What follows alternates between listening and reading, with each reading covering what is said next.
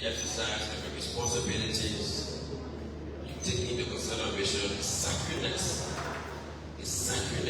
of your purposes that you're going to be putting about. Because most of the time we look at the individual in those offices and not the sacredness of the office. And sometimes if an individual wants to sleep, you do your communication or your reporting or everything your way that you want to target that individual, forgetting that you have to protect the sacredness of your office. I like you to take that one into key consideration as a whole of your job. I wish you all the best. And you also have to be, happy for yourself. And I listen to what she was saying, clap, and we're marking the clapping. It's a challenge to society like ours, where young people are looking for opportunities. And you are blessed and privileged to be a part of these opportunities. And I don't think it is just a blessing. It's because, and like our friend was sharing to us, not just because you have the blessing, but because you move to have it working.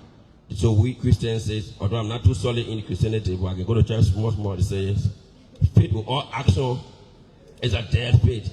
So if you have all the capacities in you, all the training in you, and you just sit at home, some of us get the training, but then get time for God. Everybody knows all. Brother, when there's vacancy, move there. When there's any call, apply, and you get yourself sitting here. Thank you so very much. I wish you all the best. Yeah. Thank you, sir. We can do better than that.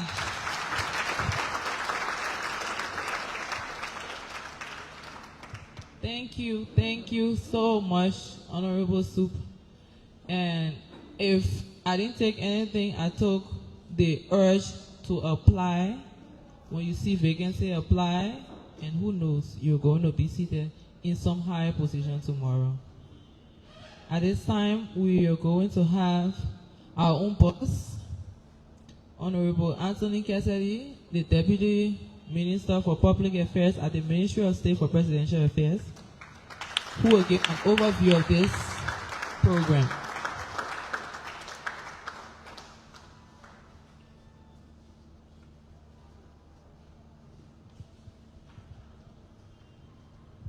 Thank you so very much.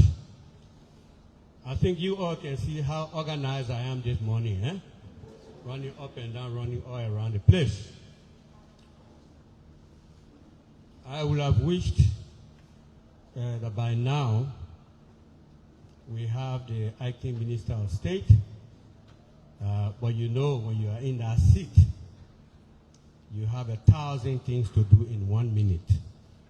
So he is on his way, and I've been called upon to give you an overview of what we are here today to launch.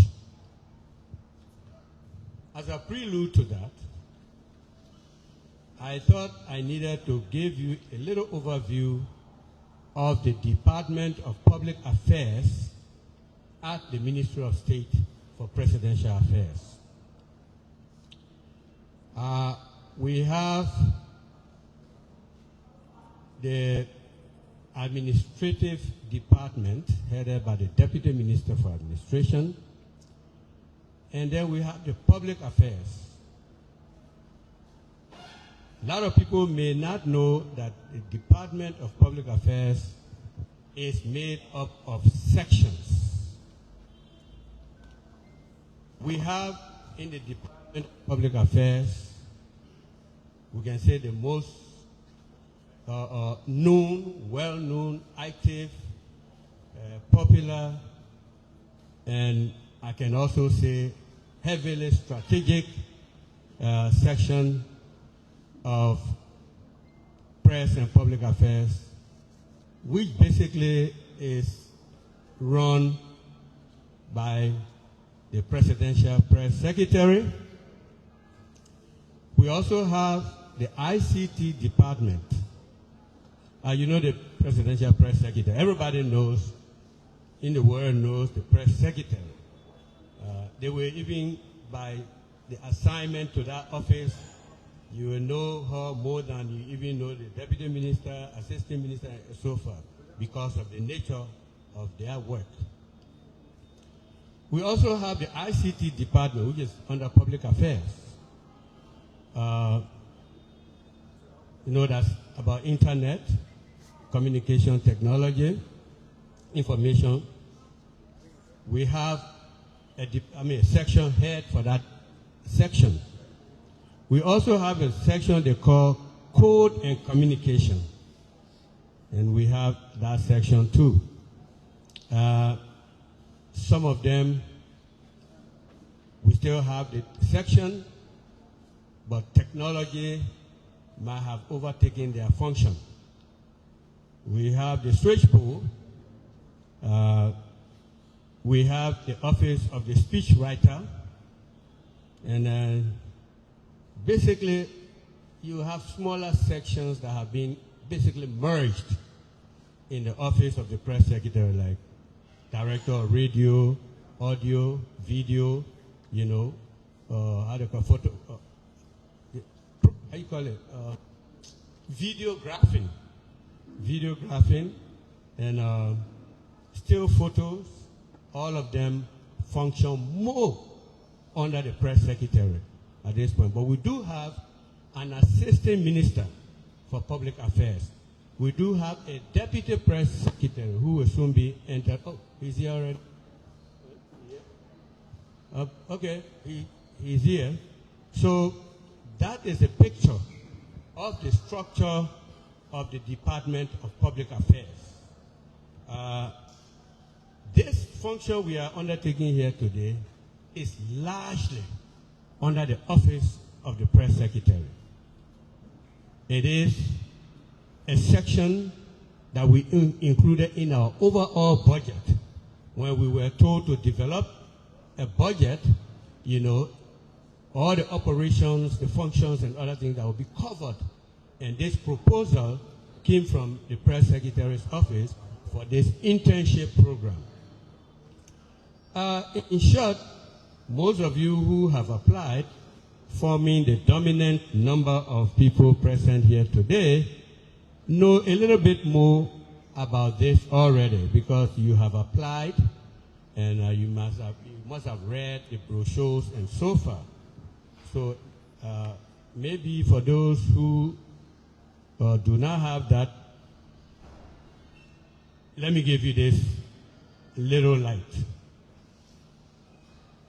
In the office of the press secretary, this is a one-year communication internship program. It is actually designed to provide aspiring professionals with hands-on experience. A lot of people just hear about the press office at the mansion, and they think it's all rosy, it's all fine, and it's just a lot of enjoyment and popularity. Well, there's more to that. There's hard work. There's sometimes that you have to make do with what you have. We wanted to expose people to what we do, to best practices that can improve the department. So we're going to train these interns, and they will be on hand to help us. You'll be surprised to hear, a very challenged department.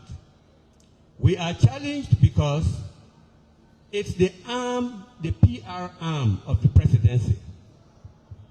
And most, if not every, attack in the country is directed at the presidency. The president didn't do this.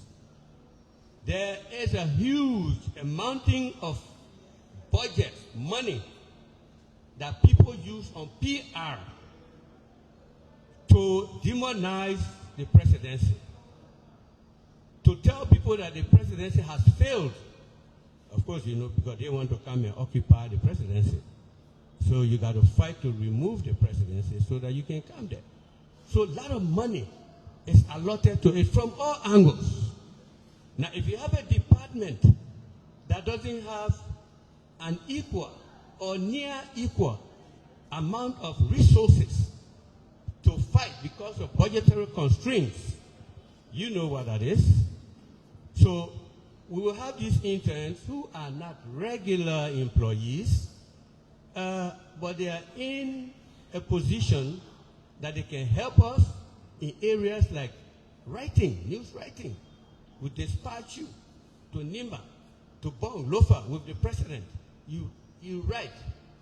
While the other people are busy videographing, while the other people are busy photographing, you could do writing. Or we train you in the videography area or the photography. So that maybe down the line, if we have an improvement in our financial standing, we can absorb. You already not be a stranger. Okay? You'll be very familiar with the terrain, and incorporating you, we don't have to go back again.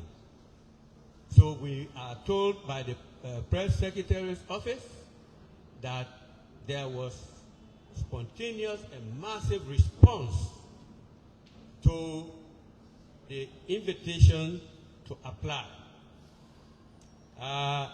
We hope people are strong, because the number of persons that apply is far, far, far more than what we are capable of taking. We wish we had more money to take more of you as we go through your applications. Sometimes we want to take so many, then our department will not be as challenged as it is. But be it as it may, we will start with what we have.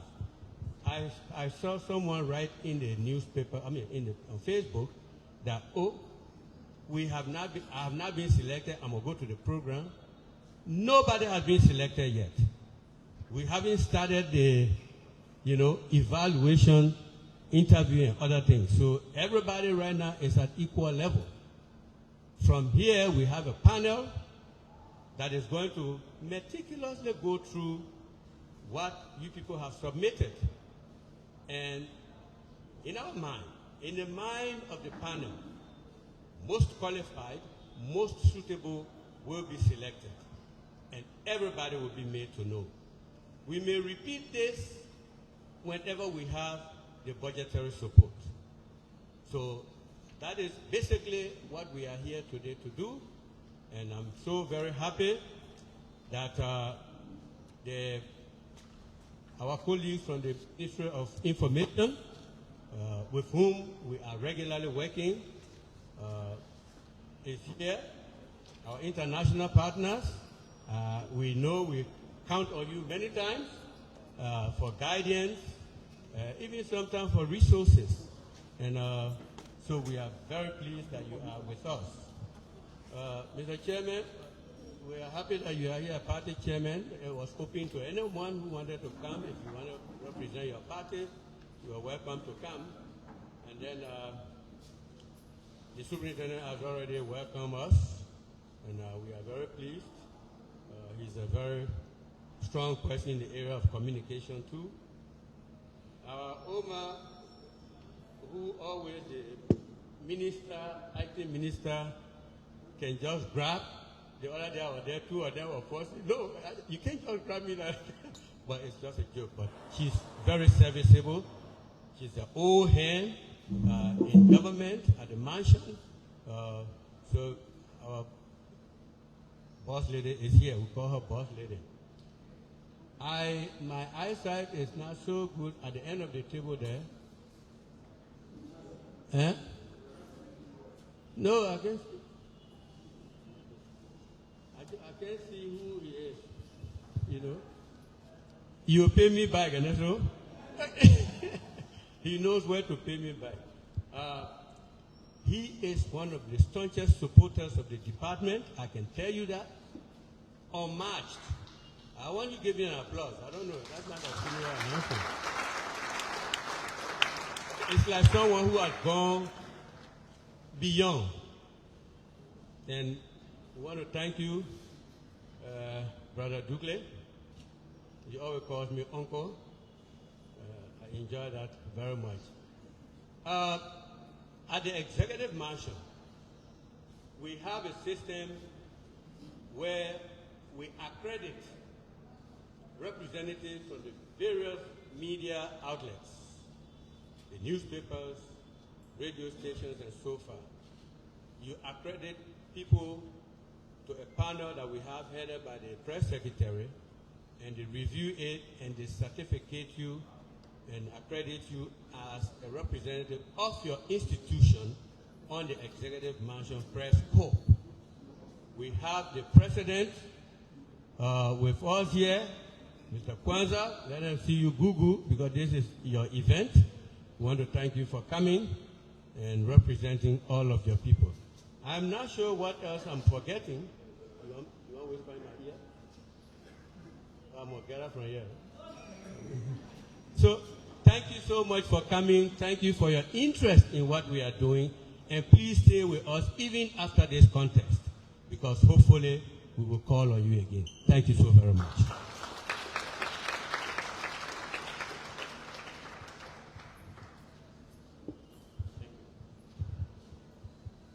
Thank you, Minister. So when you see master of the microphone or communications in general, you see how the man communicated with us. He pushed his idea. He recognized people and everything. That's a veteran journalist. These are the people who started this thing in Liberia. So let's give it up again for the Honorable Minister.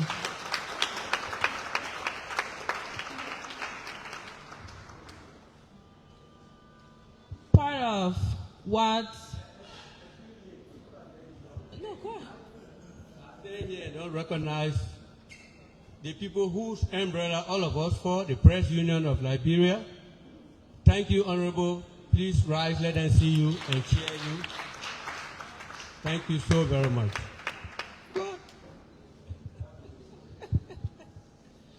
Minister, I don't want to be in trouble. And this is an official welcome, sir, from the office of the MC. So, a part of the work we do at the office of the press secretary, which is within the Department of Public Affairs at the Ministry of State for Presidential Affairs, is that we create content, because our job is to project the presidency. We want you to know where your president is. We want you to know what he's doing. We want you to know everything that surrounds, everything that concerns the president. So at this time, we're going to showcase one of our works that we did. This was a video of the achievements of the first year of this government, just coming into power.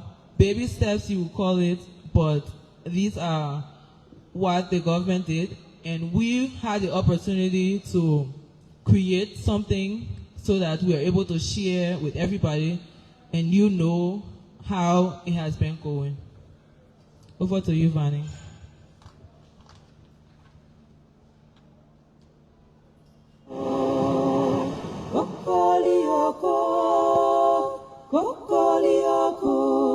Chicken leg crow for day.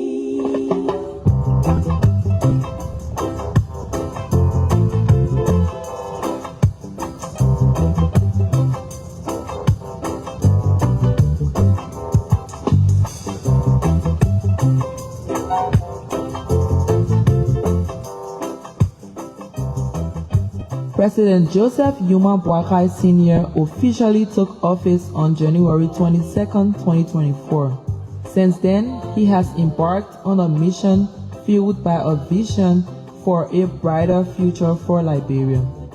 His arrest agenda for inclusive development highlights agriculture, roads, rule of law, education, sanitation, and tourism. You can't develop a country without roads. There's no way you can expose the opportunities you have without road, without reaching out. Today, you can leave from here, go to Lofa in 7 hours, which hasn't been the case for years. You can go to the southeast, and we want to see more and more of that happen, because we have a lot of wealth that has been stolen from our country simply because we don't have access to the inner part of the country. People are going there in our bushes, taking our gold and diamonds. We open up the country.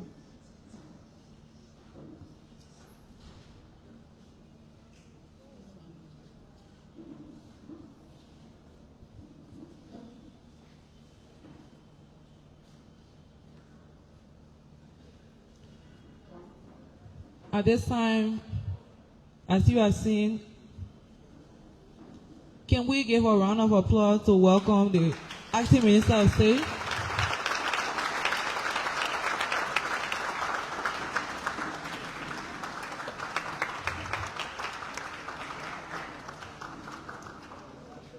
You're welcome, sir.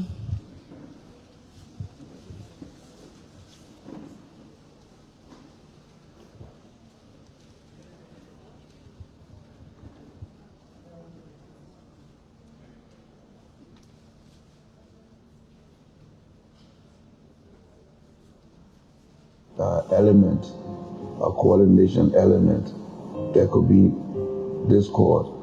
And so we started with that. The legislature's collaboration with the executive is critical to achieving real results for the country. As part of this effort, there is a shared commitment to working together with partners in the executive branch to ensure that transparency, accountability, and oversight are prioritized.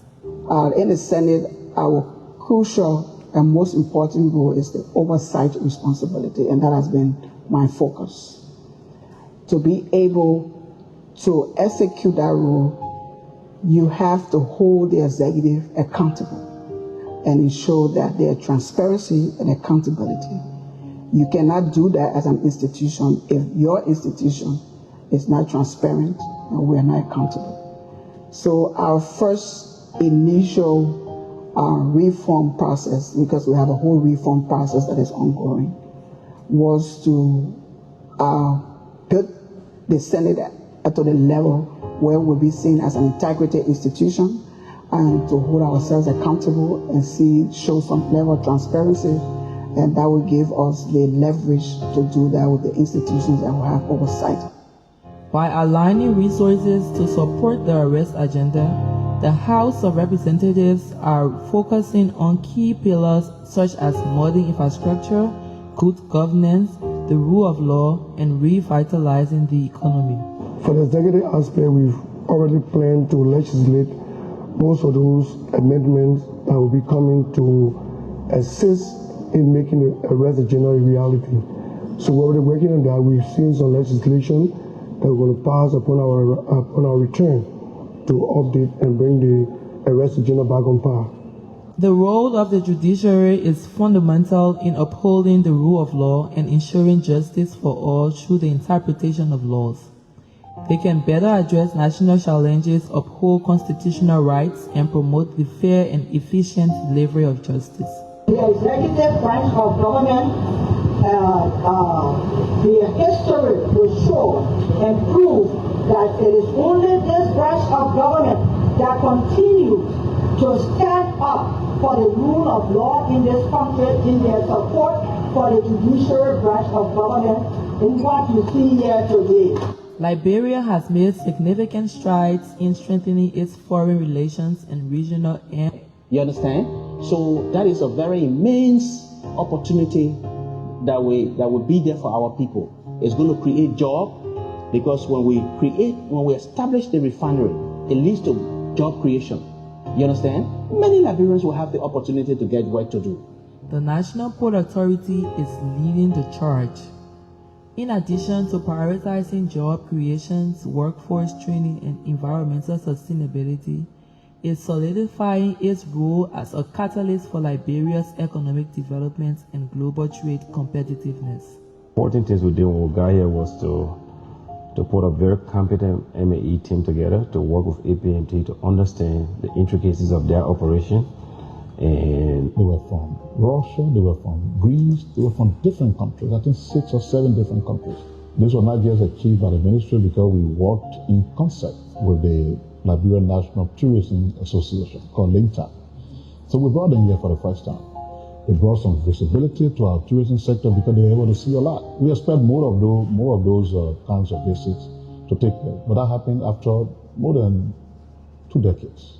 We just signed an MOU with the War Monument Forum. They're from New York for the total rehabilitation and transformation of the Providence Island into a heritage site. That project, when implemented, would cost around $7 million. So just think about it a little bit. And imagine that $7 million is invested into a small place, the Providence Island. President Boakai and his cabinet are dedicated to ensuring that every Liberian benefits from the country's development. I don't want Liberians always yearning to go to other places. We can create them here. We can create the opportunities here. And we have the resources to manage them well for the Liberian people. And we are committed to that. 2024 has been a year of bold steps, a year of arrest in action. And together we are building the Liberia we deserve. Thank Liberia, love Liberia, and build Liberia.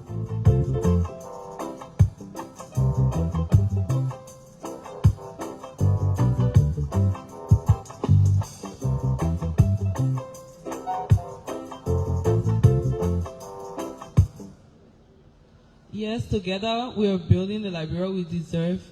And this is a beautiful thing. Don't you think it deserves a round of applause?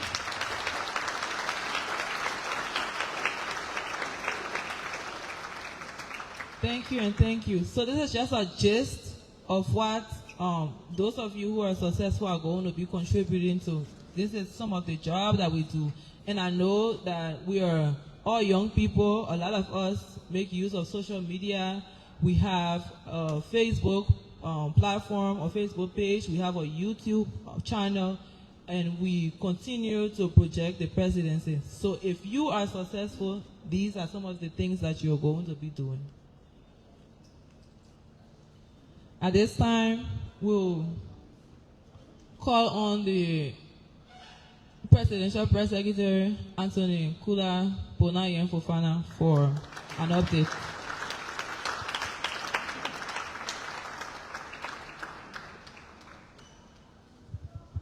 Thank you very much, Ms. Fambule, soon to be attorney. Mr. Acting Minister of State for Presidential Affairs, Honorable Samuel Steve Kuya, our partner, the United Nations Development Program, the Press Union of Liberia, the Chairman of the Unity Party, the head of Montserrado in your county, so we're happy that you're able to come, Mr. Deputy Minister, our partners, Internews, EMPC. To all of you, the applicants, thank you all for coming. Thank you for responding to the call of the Executive Mansion to join the team. And I'm sure if you listen to the video, you recognize the voice. You want to make a wild guess? Okay. So like she mentioned, these are some of the things that you will do. Our role, like the Deputy Minister did say earlier, is to tell the story of the presidency, to speak for the president. And because we speak for the president, these are things that when he's doing, we have to document them. So you saw it's the first year.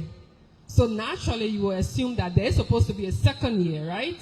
So when you are successful to join the team, you will just get in the middle of something that we're about to begin. That is the second year documentary to talk about, and this is one component of what we do, the videography, because visuals are important. You can talk all the big book, but if you see what's happening on the ground, you actually get to see what's going on. And this is history.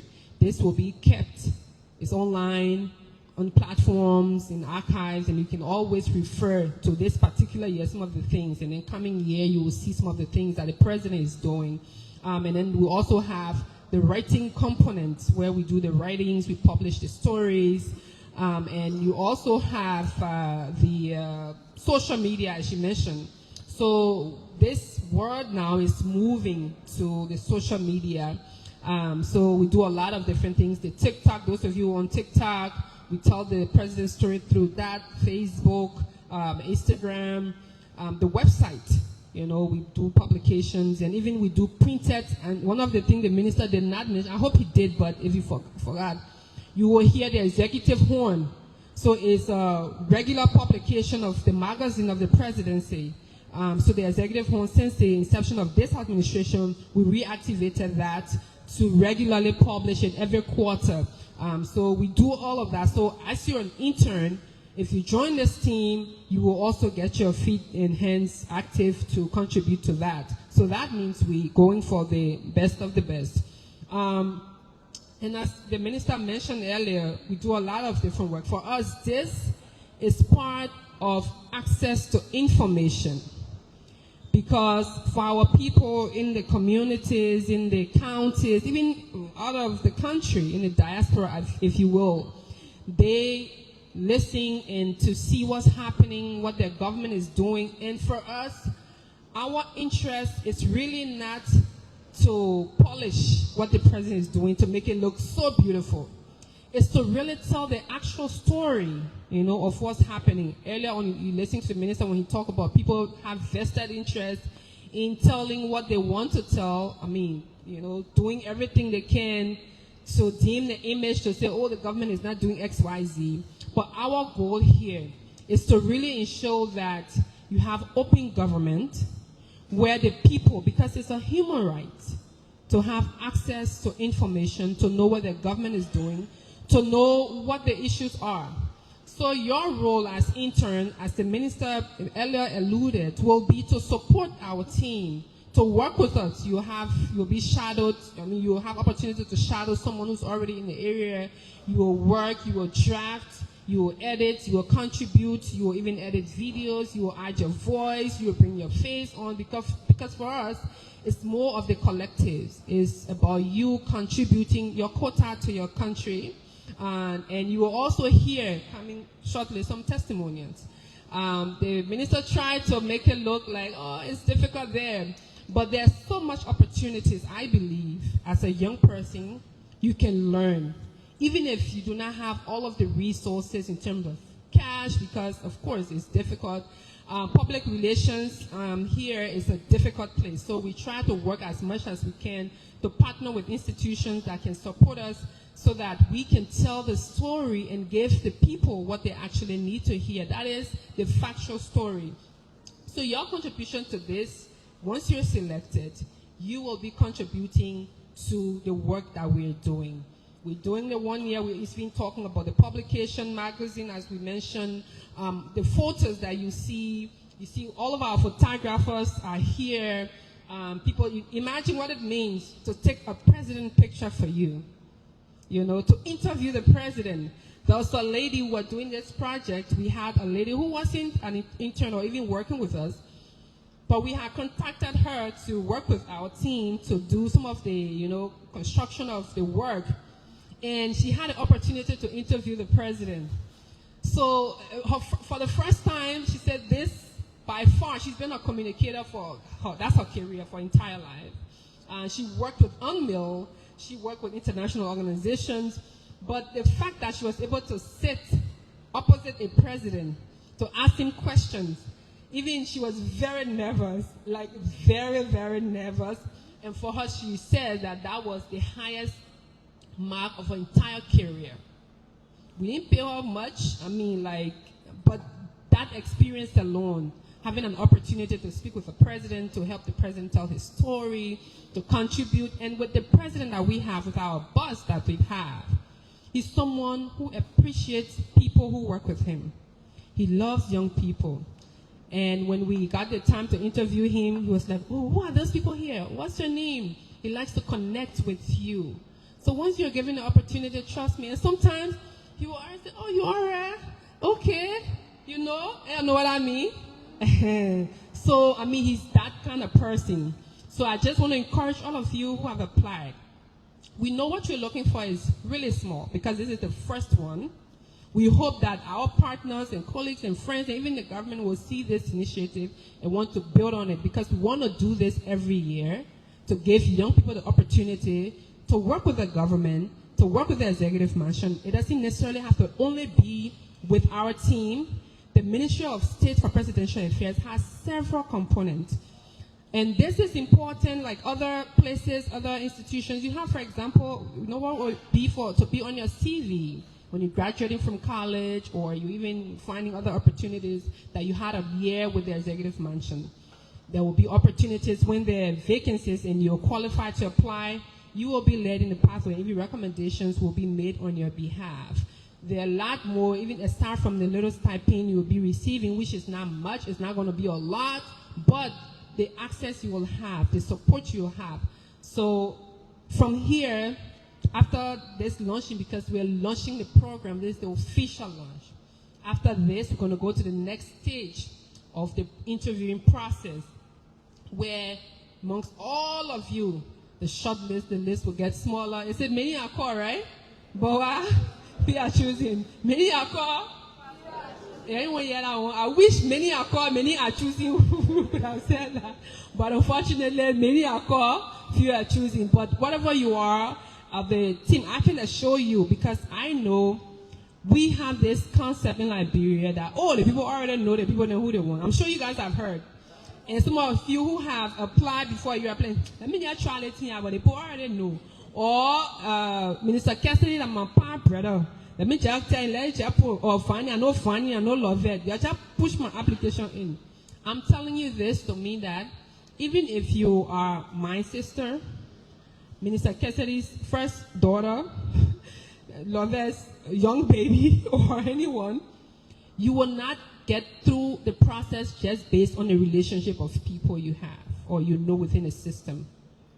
Even if someone in the office have encouraged you to apply, you will not get through the process because they encourage you to apply. You will get through the process because you are qualified to get through the process.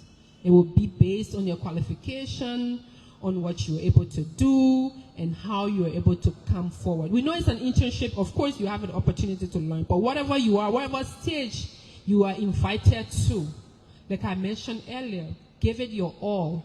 Give it your best shot. I'm saying you'll be overly impressed until you forget that the boy who went to the answer, what year she was born? She said, tell me your birthday. July 26, 1847. No. Don't be that lady, okay? But again, it's a process you have to go through. But have confidence in this. You don't have to know anybody to work for the executive mansion, especially so in this instance. You don't have to know anybody. And Liberia is getting to a point where, in fact, with the current acting Minister of State, I can tell you, he will be on our tail to know that he is someone who gets things done. And he's someone who has interest in this. And interestingly, he's also a media person. So, the way can say John Palmer always on John Resin, the day now Corey will run to him, and he's always willing to support. So, Minister, thank you for allowing us to take you off your busy schedule to come here and be a part of this. So, again, after this official opening, we'll all remain here, not then, the high table. We'll do a photo. We'll do a group picture so we can put beautiful. We'll do the banner. So we're doing a new banner. We'll put your faces in there. Then you say, let me hear. I was elected. We'll do a group photo. But after a group photo, we'll stay. The high table will leave. We'll stay for item 13. But beyond item 13, we'll talk about some in-house thing, the next stage, your questions you have, you want to ask, and anything else you want us to talk about, we'll talk about it. So we're around. Should you have any question, we'd like to say thank you all so much. Give it your all, do your best, and represent your country when you are given the opportunity to. Thank you, and have a good morning. Thank you, Anthony Fofana. Can we give it up again?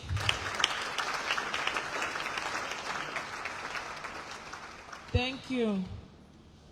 So, if you are successful, you're not just going to operate in a vacuum. You're going to come and team up with experienced professionals. For some of us, taking on this role has been an eye-opener. We have learned a lot, and I like to say that I've learned from the best. So at this time, we'll have testimonials, and we'll start with our own boss man, Mr. Jonathan Sang. Mr. Jonathan San has been around the executive mansion for a very long time. Most of the videos you see, he is the one behind the camera. We have nicknamed him Powerful. Due to time, I will say that we all protocol observe.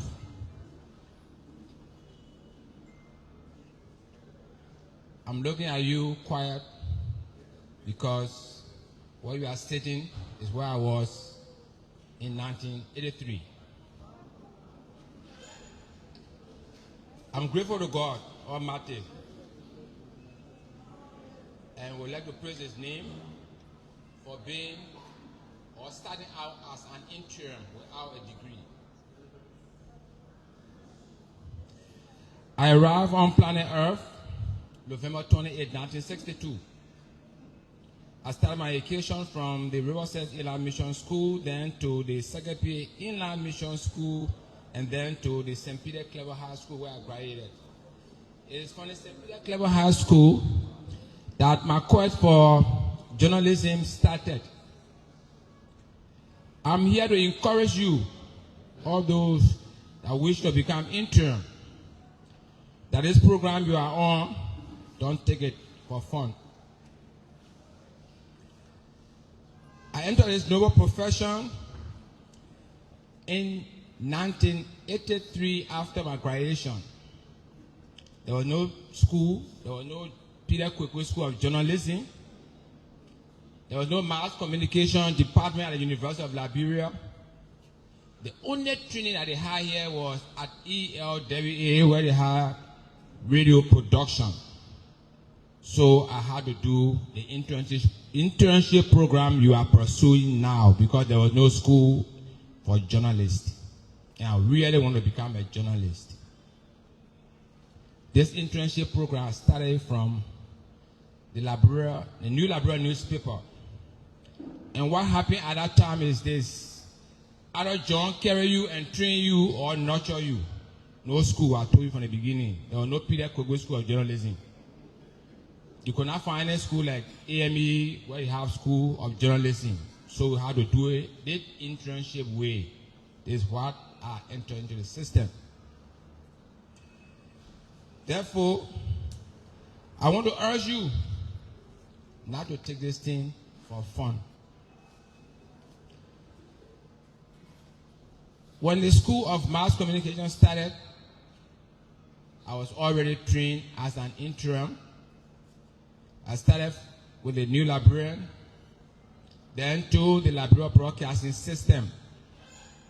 When you enter the Liberia Broadcasting System, they tell you no vacancy. No vacancy. So the only way I entered was through internship, to be trained by someone or a group of people or the place I was going. The internship program is one thing that brought me up. I did it at New Liberian, at Liberia Broadcasting System, then at CNN International in Atlanta. Internship, not degree, internship. You who are about to enter into this program or to become part of the association, be aware that where you are going is the seat of the presidency.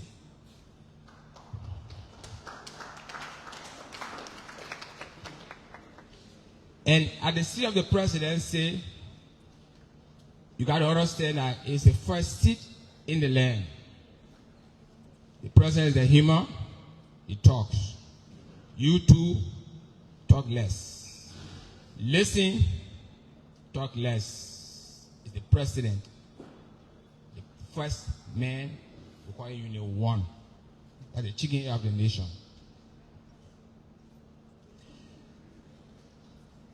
My internship program, after my training at the Liberia Broadcast, after my internship, the Voice of America came to prop the whole system up by establishing a training program. And from that training program, I got into the system of the job market from an internship program.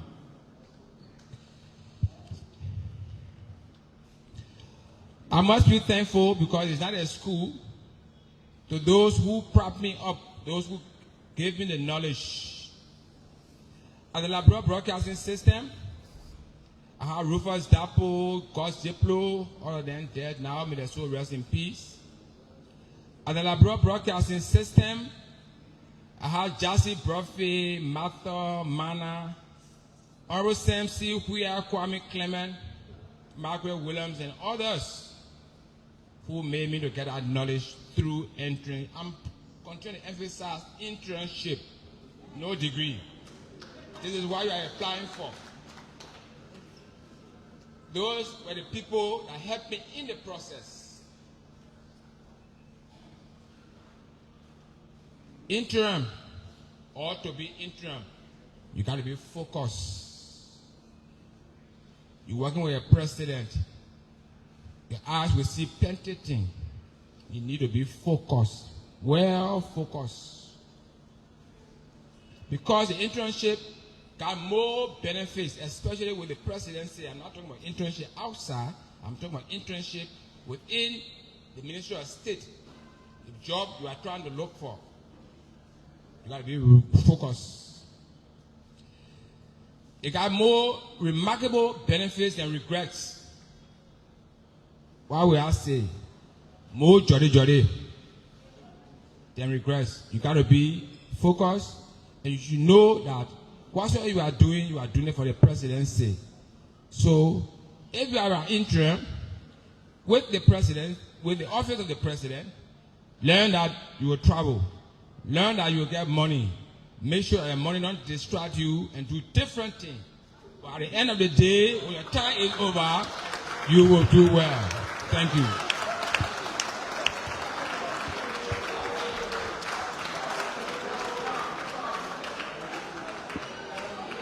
So, yeah, see now why we call the man powerful, eh? The men are powerful men. Thank you, Mr. Sam. At this time, hello. At this time, it is an honor to call on Mr. Usman Diallo, a veteran photographer.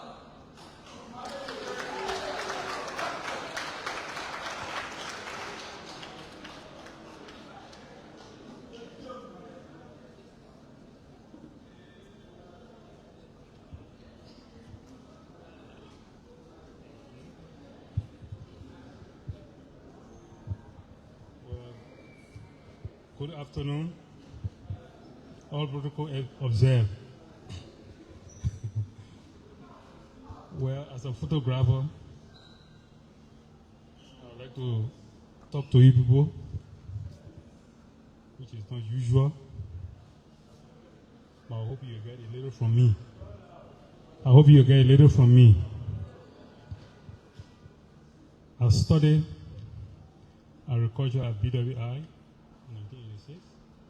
You know, agriculture entails so many courses: photography, engineering, mechanics, and so many others. Later on, I enrolled at Njala University on a BSc program, so I'm carrying a BSc. So when it comes to photography at the presidency, there are so many things you have to consider. Your input. Being at the presidency is not a right. Even if the president is your brother, you must see it as a privilege. In that you are working with people that are above you, that are guiding you. Therefore, you don't see it as a right. You should see it as a privilege. I've been at the presidency 20 years going, simply because I humble myself. Madam Sally took me there, but I didn't see it. I know Madam Sally, so I should misbehave. Sometimes you'll be pushed around. I'm at the presidency 20 years going, but yet this security still push me around. But just see it as part of life, you know. So if you are opportune to come there, see it as part of life. You know, when you do some of these courses and you do sociology will tell you how you deal with people, society, how you guide yourself in society. So as I did my agricultural courses and some of these social courses, I applied to my setting. So at the presidency, don't see it as a right. See it as an opportunity that you can make use of if you want to be there. Then at the presidency also is, there are so many tasks. You could be a photographer, like I'm a photographer, but sometimes I travel with the president and I'll do writing. Sometimes I'll do video. I write story because I'm the only one. So that on the plane we used to travel, okay, they have only a seat. So they allow me to travel with the president. I will do writing, story, do piece of video, pictures. So see you as that you are going to do. Then let me tell you about photography a bit. When it comes to photography, those who are going to be interested in the area of photography entails the cameras entail three areas that are regulating light. Firstly, photo means light. Photography came out in 1826. It's called 1826, okay? Using light to draw image. Now, in using light to draw image, there are three parts of the camera that you have to understand. The ISO, the aperture, and the speed. So these three are regulating the cameras. From here, try to read on them. It will help you if you choose to be a photographer. Okay? So let me stop this far. Thank you very much.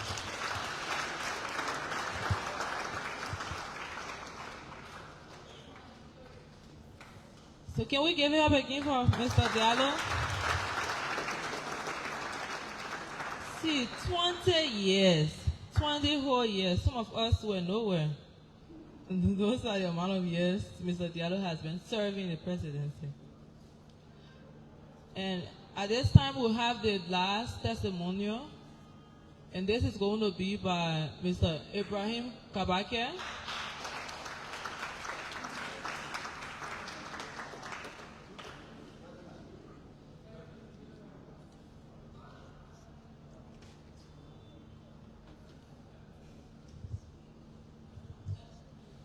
Honorable Ministers, high table, fellow coolies, ladies and gentlemen. I'm only here, my task is very easy and smooth. I'm only here to talk to the person who will be opportune to reach that far.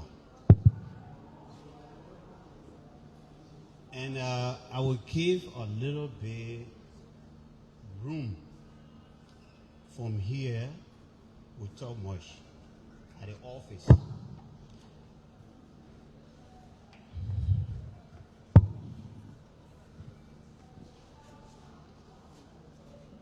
From 1990,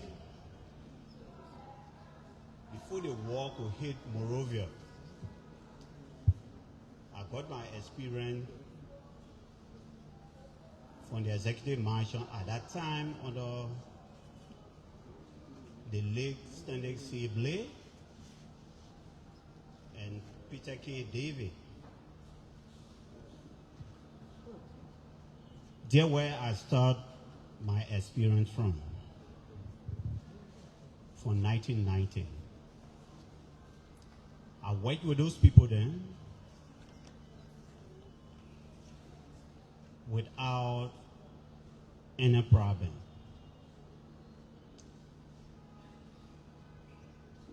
The movement you get to executive mansion, there's a lot of problem. You don't have to carry your problem there. You leave your problem home.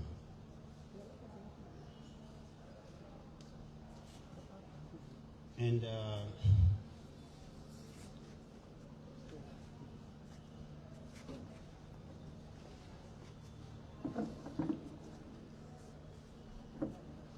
the moment you get to executive mansion with your problem, you will always fall short. Because executive mansion is the seat of the president, and you need to respect that. You need to dance the tune of the president. No matter it is, you need to understand the body language of the president at that level. You can't say, I have more experience, so I'm carrying my experience there, especially to talk too much. The action is the better, the talking is less,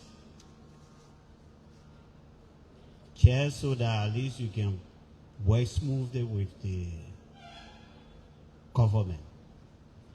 Because I'm seeing a lot of people who, when they go for some of the functions, they have their own view, they have their own say, they have their own way of doing things. Now within the presidency. So please, my advice is to dance the level, the way of the president. That's it. And one thing I would say this to the person who will be opportune.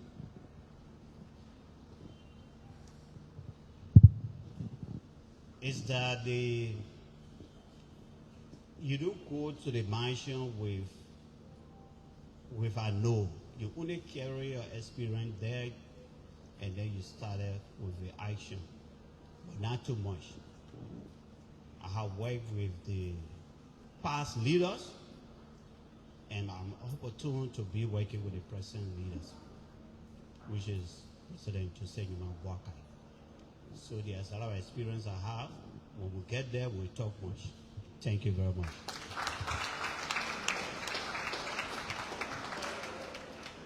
You can do better than that now.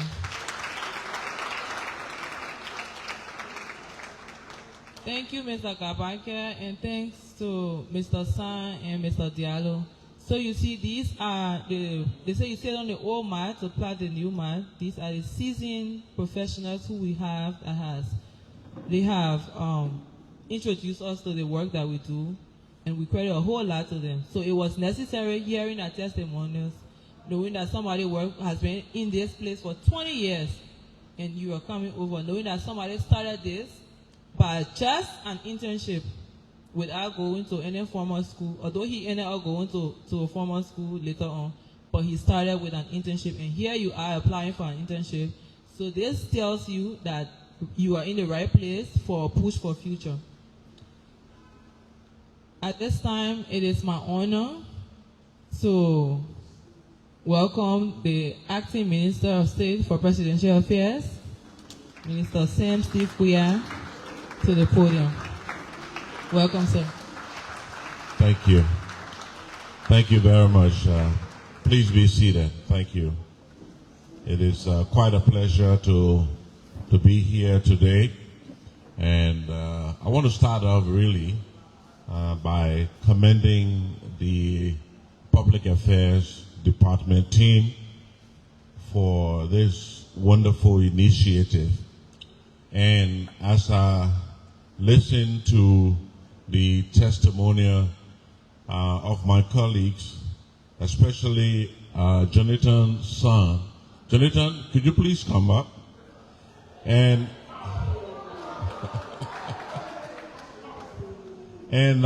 if you caught in Jonathan's remarks, he mentioned that we work together, but he actually gave me more credit than I deserved.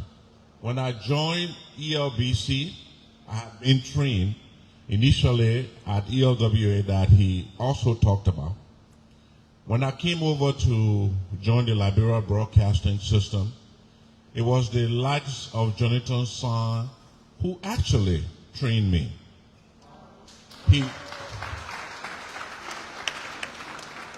I came as a radio journalist, and I was thrust into television journalism. And he actually taught me all of the different nuances of the job. But these are the unsung heroes that you don't hear about because they are behind the scenes. He was my first cameraman when I was on Action News. I know you're all too young. Maybe people on this side will remember the days of Action News who didn't have social media and all of that stuff. Jonathan taught me, you got to stand this way. The light got to hit you on this side. And I took those seriously. And he helped me to become a better journalist. And when he talked about the importance of internship, I don't want you to overlook it. So, Jonathan, I may not have had the opportunity to ever do this, but I just want to say in this public way, thank you for everything that you taught me. Yeah, thank you. Thank you. A very humble man, and I'm grateful to have known him. And I hope I will, as I assume this new responsibility, have an opportunity to thank him and to thank everyone else who's helped to bring us to where we are today. And so with that, let me recognize the high table previously well addressed. And I'm honored to be here on behalf of the President, who asked me to convey his greetings as today we gather to officially launch the Executive Mansion Communication Internship Program for 2025-2026. And as I look across and see all of the enthusiasm in your eyes and you're really looking forward, you should plan really to work hard because this initiative is way more than just a training exercise.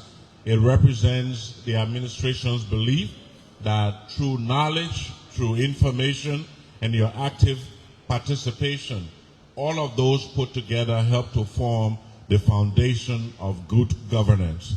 Through this program, we open the doors of the Executive Mansion, the People's House, to the next generation of communicators, innovators, and storytellers who will carry Liberia's message that Kula referenced in her remarks, that message, the President's dream of hope and renewal of a new nation, this nation, to the world. For too long, there's always existed a gap between the government and the citizens. And information has not been forthcoming, and therefore the gap has been widened. This program serves to bridge that gap by equipping you young people with the tools necessary to tell our nation's story, to tell what is happening, to tell our citizenry and the world what is happening, but to do it in your own way, to bring a new dynamism of creativity, accuracy, and also our hope is that you continue to do so with pride. Effective communication is not just about propaganda. It's not about what you read on social media, about what they claim to be happening in government and not happening in government. Effective communication is about connecting with the people. It's about telling the story of what is happening.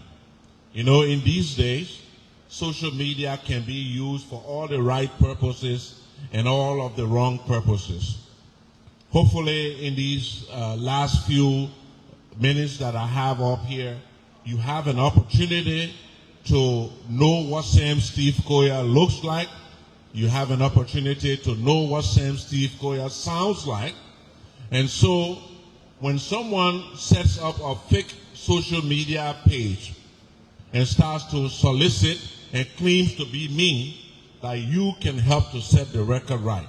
There's so many ways people abuse social media and the information technology, and that you, if you're successful in being selected, can help to set the record straight for all of us who seek to support the President as he serves the Liberian people. And so to you, our prospective interns, this program is an opportunity to learn, but it's also an opportunity to serve and to grow. You will gain real experience in speech writing, in media relations, in digital storytelling, and public communication. Most importantly, you will learn how to communicate, but to communicate with integrity, to communicate with empathy, and to develop a new, healthy respect for telling the truth. You today are the bridge between the old and the new, between traditional communication and modern digital world. We encourage you, if you're successful, to strengthen your voice, to see this as an opportunity to serve your country. The President approved this program because it is a symbol of partnership. We want to express gratitude also to our international partners, especially the UNDP, for your steadfast support. We also recognize the Ministry of Information, the Press Union of Liberia, Internews, and the Liberia Broadcasting System for your cooperation and collaboration. All of your partnerships combined demonstrate a shared belief that an informed citizenry is the strongest foundation of our democracy and also our development. Let me just say a few words about transparency and access to information. Transparency remains a cornerstone of this administration. A government that communicates openly earns the confidence and cooperation of the people of this country. By opening up the executive mansion to you young professionals, we are nurturing a culture of accountability, and beyond that, also a culture of inclusion. Public information, as the name suggests, belongs to the public. Every Liberian has a right to know what the government is doing and why the government is doing what it is doing. Through this program, it is our hope that you will aid in telling that story and keeping our people informed.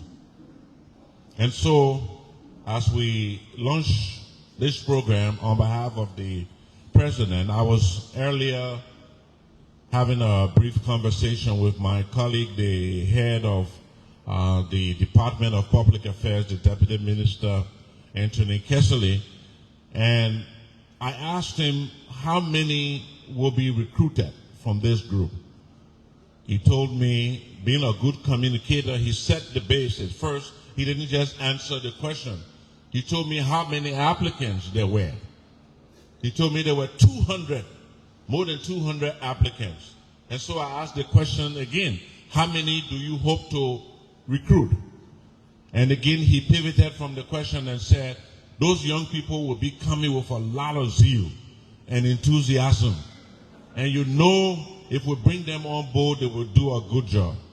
And I said, Kezo, how many do you intend to recruit? He said, I'm going to tell you, you're really ready.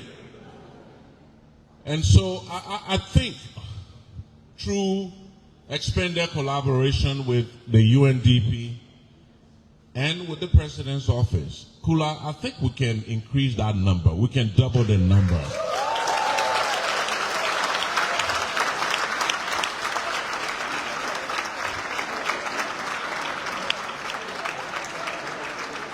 Okay. You see, and you see something, you just failed your first test of communication. I didn't say we will increase it. What did I say? I think. So it's a probability. It's no, but I believe we can really increase that number. And not necessarily keeping all of you in the executive mansion, but there are other agencies of government where I believe wonderful things are happening and the message needs to get out. So I'm confident that working with our collaborators, and our partners, the president's dream of getting the information out can be strengthened by recruiting even more of you, and slowly the program can grow. And so let us see this as more than just a program. It is an investment. The president believes it is an investment in good governance, in the minds of you, the young people, and indeed the future of our democracy.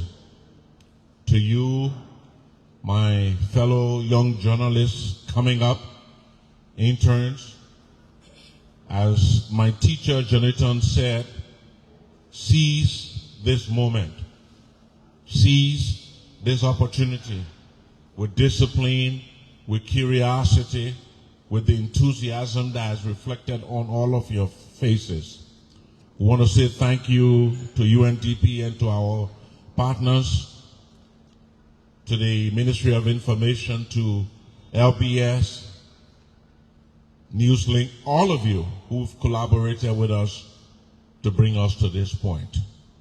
President Joseph Boakai reaffirms his commitment to a government that will continue to listen to the people, to communicate with the people, and to deliver on all of those promises. And as we do so, let us always continue to think Liberia, love Liberia, and build Liberia.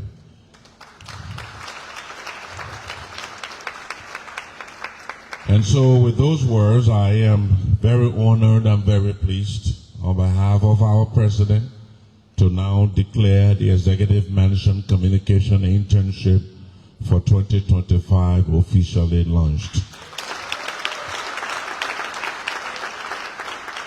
Thank you, and God bless all of you. Kula, thank you for twisting my arm to be here, and I'm really happy that I'm here today. Congratulations to all of you. Godspeed. Thank you, sir. Can we do better?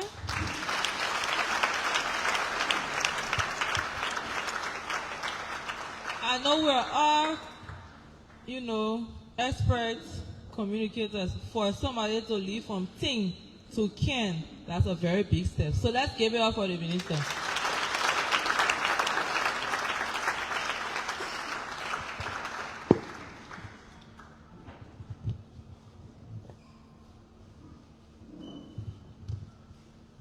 And everybody here and those in the virtual land can agree with me that this was indeed a powerful speech, from inspiring us all to making a commitment, and let's continue to pray. Let's exert all of our efforts as applicants so that we are able to be the ones to say, yes, I was the one successful. We were the ones successful doing the 2025 internship program.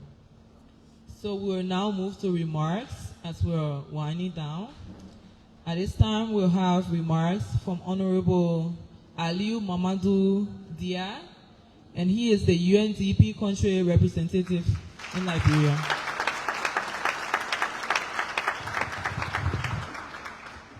Thank you so much. Wow, I don't know what to say after His Excellency Honorable Minister of State. All protocol observed. Minister, I would want to really, first of all, thank you. Thank the executive, the president himself, for giving us the opportunity to sit on this table next to you. And to my sister Kula, who has been pressuring me also, sending messages to make sure that we are part of this, this very important event. Dear friends and colleagues, it's a big honor for us as UNDP to be part of this process. Of course, you have been given such a great opportunity to enter the executive mansion. I'm from Senegal. I have never ever had the opportunity when I was a young student or a young graduate at college to be given the opportunity to enter the palace and work for the president. Because you are going there to work for the president. Do you guys realize the opportunity that is being given to you? If you're not, then you have to realize the chance that you are getting. Either you are selected or not selected, it doesn't matter. You guys have a role to play. The only fact of being pre-selected to be part of this program means a lot. It should mean a lot for you. So I think you are entering something magical for those who will be selected, of course, working with Jonathan, with Usman, with Abraham, under the leadership of Kula and all the big minds in the executive mansion. You're going to be crossing in the corridor, His Excellency, the Minister of State. You're going to be crossing, you're going to be traveling, hopefully, with the president. Do you really realize how amazing that is? So seize it. It's a big opportunity for you. The Minister of State was just talking about his journey. Hopefully in the next 10, 15 years, you're going to be sitting and then saying exactly your journey as well, starting from here, in this room today. So take it. Don't joke with it for those who will be selected. So, Minister, please count on us, UNDP.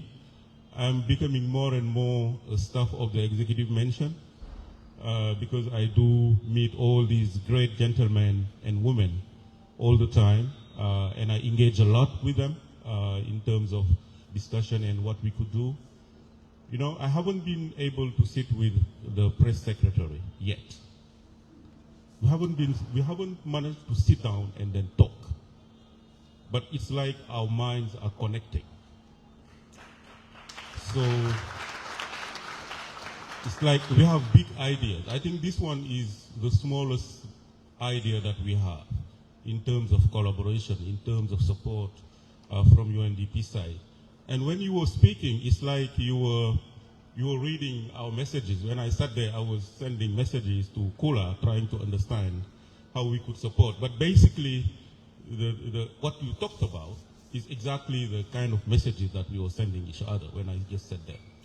So, of course, we're going to double the numbers. So, we're going to more than double the numbers. So, and definitely,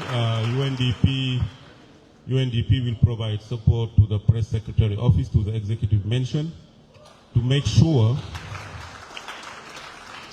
that the number you didn't talk about will be more than doubled. And we'll be happy to do that. So count on us, and definitely more than the people that will be selected, we're definitely also going to discuss and find out how we could use you guys. You know, UNDP and the Minister of Information and the Minister of Foreign Affairs are launching a very important initiative. It's something that the President has been always talking about. I'm still very new in Liberia. I've been here only for probably 7-8 months. But I have heard the President talking about rebranding Liberia so many times. We need to tell positive stories about this great nation. That you have a big responsibility to work to help us do that. I come from Senegal. I can tell you, the day I landed here, most of my friends who called me when they saw me presenting my credentials to the Minister of Foreign Affairs, it was in the news. Many people called me all over the world. This is my third position as UNDP rep. And I was in 2024 a presidential candidate in Senegal. I was number 3 out of 19 candidates. So hopefully when I run again, Mr. Honorable Minister, I will become the Senegalese president. You never know. But I tell you, The day I landed, many people called me. What the hell you are doing in Liberia? What are you doing there? Is it safe? Are you in security? People were asking questions. That means most of the people, when you talk about Liberia still out there, they think of crisis.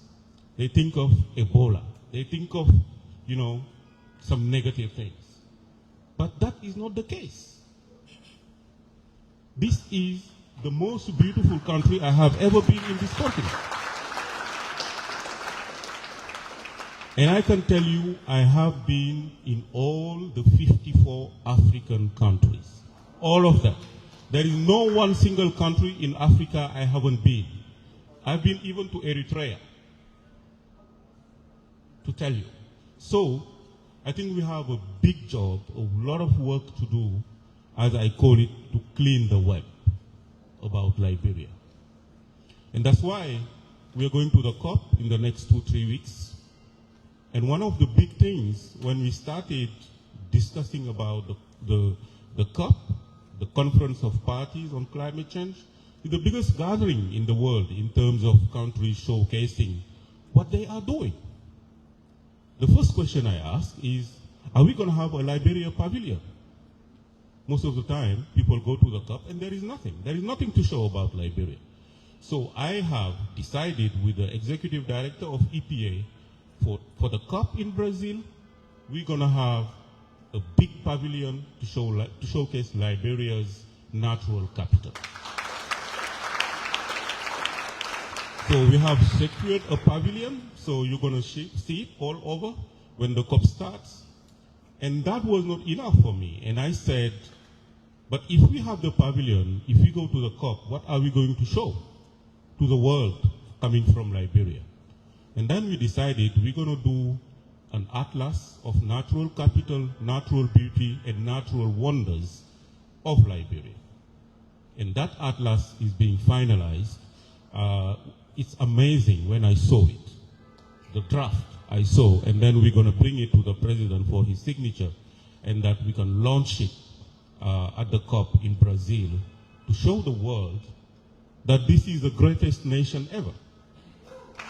So, and that is big work that we are doing, supporting the government under the leadership of the president, and we need you to be part of it. Don't mind if you are selected or not. We'll find a way of getting you involved to the whole work that the presidency is doing, this government is doing. I had the opportunity to go with this government to Washington, D.C. at the Diaspora Conference. I can tell you, big things are coming, and big things are happening under the leadership of President. So, Your Excellency, really thank you and convey our appreciation to the President for giving us, as partners, the opportunity to engage and to support and to work for you, because I always tell people, the only reason we are here is to support you. I don't have an agenda being in Liberia. My only agenda is the government agenda, is what you're doing and how we can support it. Once again, thank you. And for those who will be selected, congratulations. I will definitely see you. And for those who will not be selected, remember this. And I heard the President saying it in Washington. Ask not what your country can do for you, but what you can do for your country, as was saying President John Fitzgerald Kennedy. Okay? So it's just the starting point. We're going to get there. Thank you.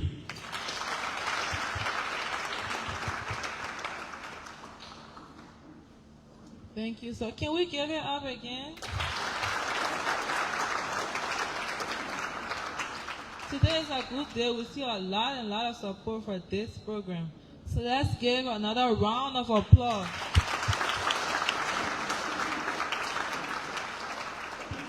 Thank you, Honorable Dia. We'll now have remarks by the Honorable Chairman of the Grand Old Unity Party, Reverend J. Luther Tabe.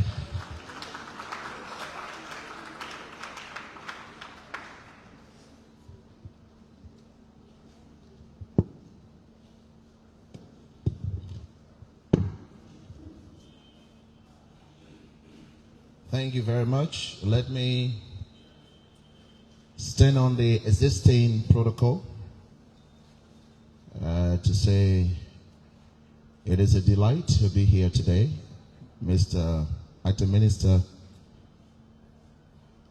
of State, Honorable Steve Queer, the platform, distinguished ladies and gentlemen who are gracing this important occasion, the Fourth Estate, and of course all of our young people who have been chosen to be a part of this internship program. Thank you, Minister of State, for inviting me to this program. Today's event, in my opinion, disproves the theory of what I call the Catfish Society Syndrome. The Catfish Society Syndrome. I have seen that in post-war Liberia, there have been a Catfish Society Syndrome. Now, what do I mean by that? The catfish is the only animal where the big catfish, the small catfish, everybody get beer.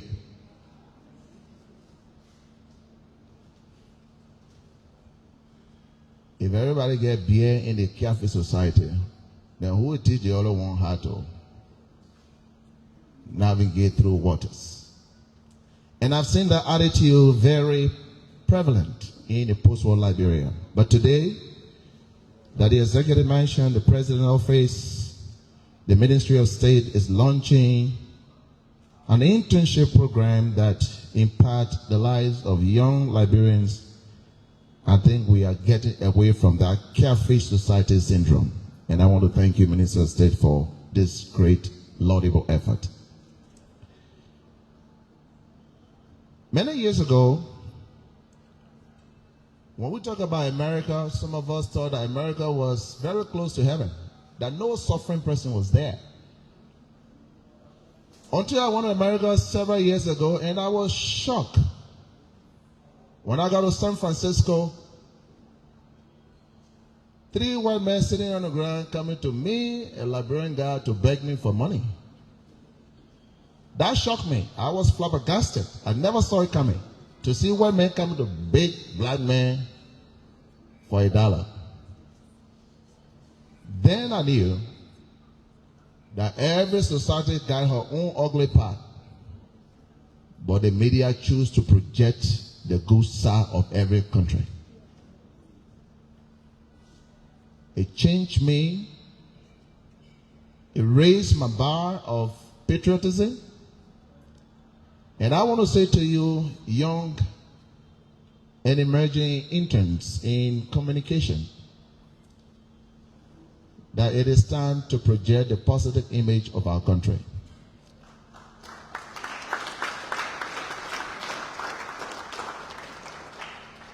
Who told you that there is no poverty in Britain? Who told you that people are not homeless in America? But another day you will go on CNN to watch these people telling the word about the worst in their country. I believe that through this training, each of you can change the narrative. We are not saying hide all the bad things, but please, let's raise the bar of our patriotism and love for Liberia and project something positive from Liberia. It's very important. So once again, let me join all of the speakers here to congratulate you for your preferment. I want each of you intend to consider this as a privilege, that among several hundreds who apply according to the Minister of State and Honorable Kessley, you were chosen. Consider that a privilege. As you embark on this journey, please approach this training with all level of seriousness, commitment, and push yourself hard to learn under the veterans, because I know this generation has a catfish society syndrome, where people are not trained. They wake up by the side and the thing they can do, because you get beer, the baby get beer, nobody teaching anybody anything. We have to move away from that level. The media personnel who will be training you will do it with all level of excitement, wanting to have people who will replace them. But as they always say, you can take a horse to the river, but you cannot force it to drink. These men are willing to train you. Please be willing to learn. Make use of the time. And one thing again that I want to say before I take my seat, don't put money ahead of this. It's true that the Ministry of State will give you some stipend during your time, but get the experience. Learn how to write. Learn how to speak well. Learn all the rudiments that pertain to the profession of communication and journalism. Later on, the money will come. I congratulate you on behalf of the Unity Party, and I wish you well on this journey. Thank you very much.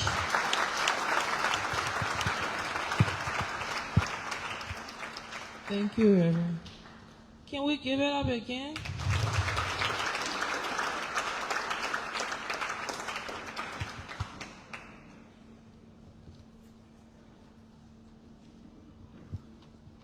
Again, make use of this opportunity. It is my honor at this time to welcome to the podium the President of the Press Union of Liberia, Mr. Julius Canada.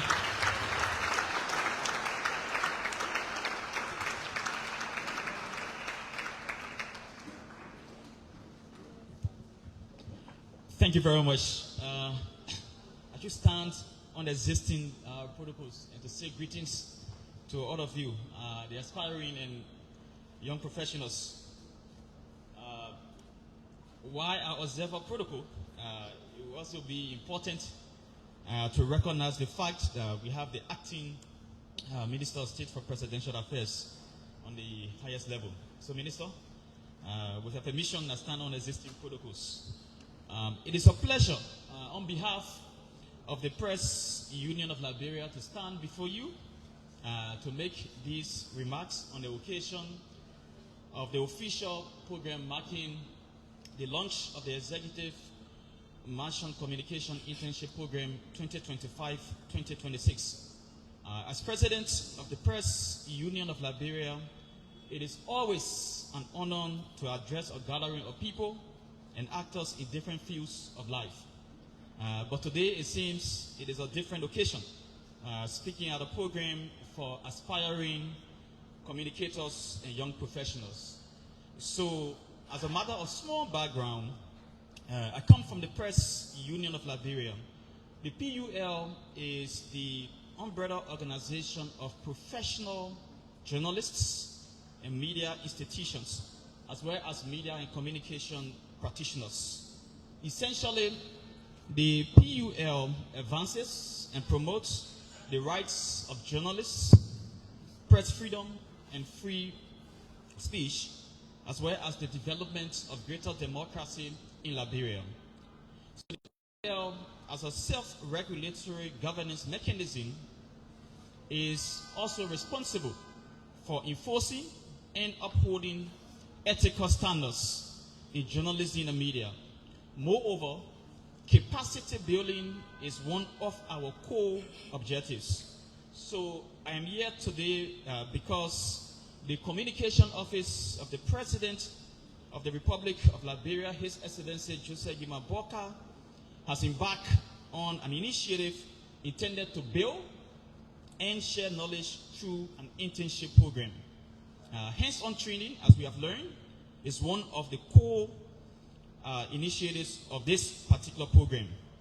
As a communicator and lecturer of communication and journalism, it is always welcoming to see and participate in any program meant to enhance knowledge and practical experience.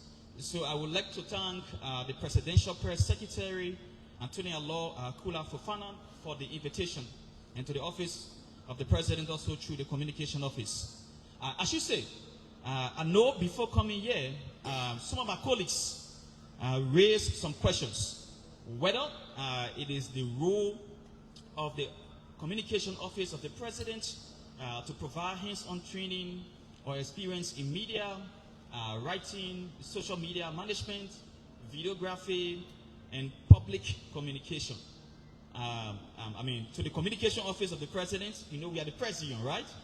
We hope you can provide some valid answers. But before you provide the answers, I would just like to say, I'd like to encourage both the office, the Communication Office of the President, and the potential interns to conduct this program with the highest degree of integrity and dignity to ensure that the aims of this program are not misused or abused. We must avoid the scenario wherein communication interns, especially during the Tubman era, who were public relations officers, were not only engaged in checking, meaning spying on genuine critics of the presidency, but also writing and producing lies to malign the characters and reputation of people in society. So my caveat to all of us is that our communication interns should not be turned into any form of propagandists, as rightly said by the Acting Minister of State for Presidential Affairs. Why I agree 100% with everyone who says we should promote a positive image of our country, Liberia, but we need to do that particular positive image with honesty. So as stated by the Presidential Press Secretary, under this program, it will support the broader aim of the government to promote access to information and increase government transparency. This is welcoming. It is also our hope as a union that you, the communication interns, through this program, the executive mansion will become more accessible to the young people and to the people who are unborn. Minister, you've been in the States many times. Whenever you visit the warehouse, you see people have access to taking pictures. I think to bring a style of such to Liberia. It's not just seeing the executive mansion, because if you are trained how to take photo, for instance, and you can't take photo in front of your own executive mansion, then what's the essence? So I hope that in the future we can work on something like that. As I'm closing, I would like to state that I hope that this program will serve as a public service leadership program, as was already said by Minister Kesely. And it will provide you a unique opportunity to gain valuable experience and build media literacy, because mentorship is one of the core objectives of this particular program. So I wish you the best, those who have or are being selected. We hope that in the coming months we'll work with you. And one caveat before I take my seat: you are not being trained as a journalist, because Minister Kula, Presidential Press Secretary Kula is something that you also need to provide clarity on, right? And I'm saying this because for us, we are honest communicators. We don't want any attempt to misinform or disinform anybody, right? So I hope the clarity will be provided. And thanks to the UNDP again for the support. Thank you.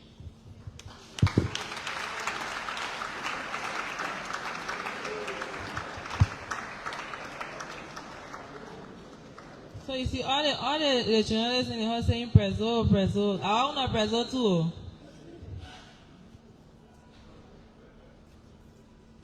Can we give another round of applause for the president of the press union?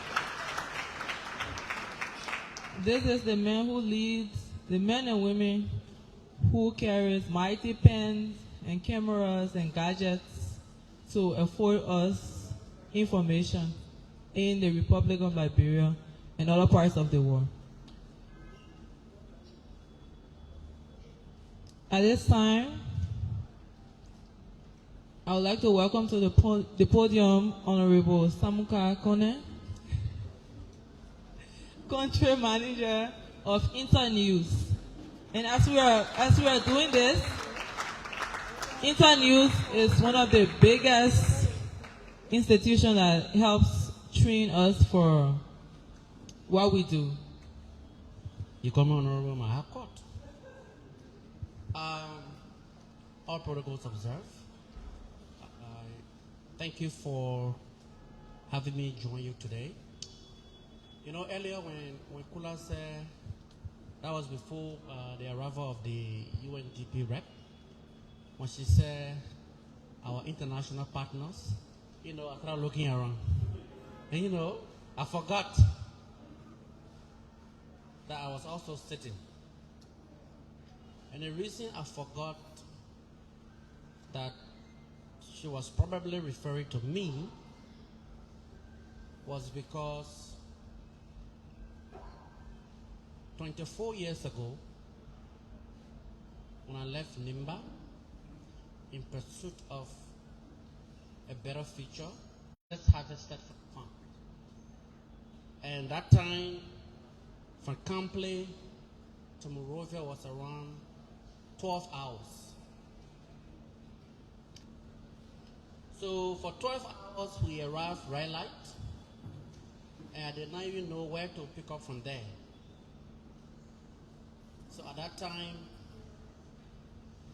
fate has chosen. I would have just stayed there and started loading car. The options were there, right? But that was not the reason why I left Kample. That wasn't the reason why I left NIMBA.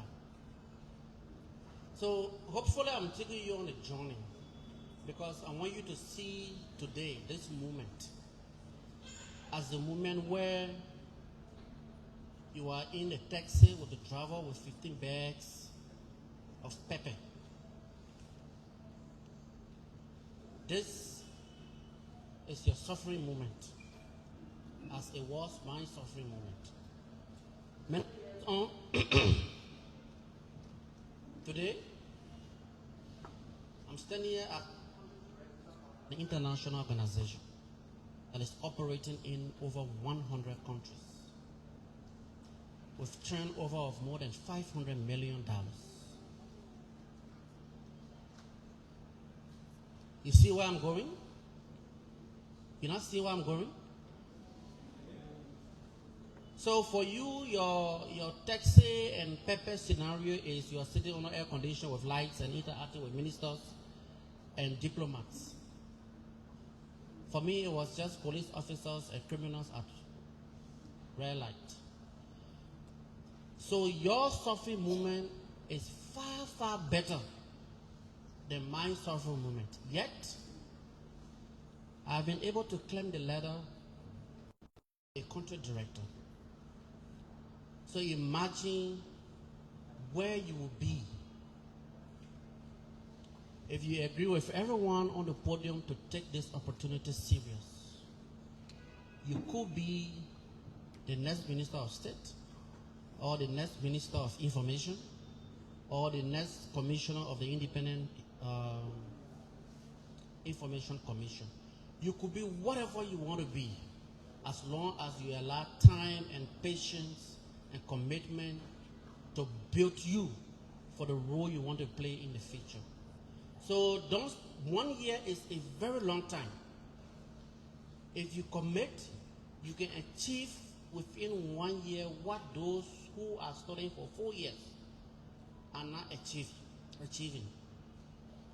So now I'm joining everyone to challenge you to become whom the Press Secretary's office have invited you to become. And nobody can stop you except yourself. Now I can talk as representative of Internews, right? So for close to 10 years, Internews has been supporting the Liberian government, different leadership, to creating an enabling environment where the free can work and where also there is a more professional and robust ecosystem for public information. And we've done that over the years by supporting the Independent Information Commission in the implementation of the Freedom of Information Law. Long story short, there were challenges in the implementation. Sometimes, as the law requires, every ministry and agency should have a public information officer. But because of resources and other priorities, sometimes you take a public relations officer playing his role or her role in addition to the role of public information officer. And sometimes a conflict. So you never know. All of you will not stay with the executive mansion. This could be a stepping stone to prepare you for a role as public information officer. And I agree with the minister that the number here, even though everyone refused to call the number of people that have applied for this program needs to increase, because there's already a significant gap, not just with the executive mansion, but with the entire government of Liberia public information ecosystem. So don't limit yourself to learning videography, photography, learn as much as possible, because beyond this internship, there's already a vacuum that you can fill. And the government does not need to go everywhere looking for people to become PROs when it has already trained you to be professional communicators, right? And so Internews is very committed to supporting this program. Whether it is under our current project funded by the EU or future programs, we remain open to the Office of the Press Secretary to support in whatever way possible. Because for us, it gives us an opportunity, because if you are trained to be public communicators, it also gives mainstream journalists the freedom to be independent journalists. At least our colleagues will stop pretending to be spokesperson of government. You agree with me? Yes. So I agree with this program 100%.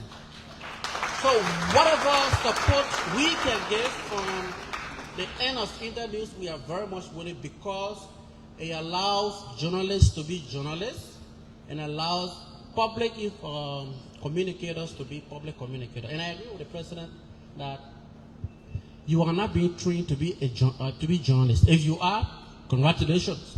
But if you are not, those whom we've trained over the years to be journalists, at least your presence will give them that freedom to do their work independently. So on behalf of Internews and all of our donors, thank you very much and congratulations for your selection. Now the difference between you and the journalist, when the assistant minister came, he said, you've not been selected. And when the minister came, he asked the assistant minister, how many persons have been selected? But he only mentioned the number of people that apply, 200 or over 200. No one told us how many persons have been applied, and we all clap. For you as public communicator, it's fine because you have a specific role. But for us as mainstream, we would have pressed. We want to know how many persons have been selected. And so that's a big difference. That we at the Office of the Press Secretary, we try as much as we can to project the presidency. But we have an entire ministry that's dedicated to projecting the workings of government. So at this time, it is my honor to welcome the Acting Minister of Information, Honorable Johnny Takpa, for remarks.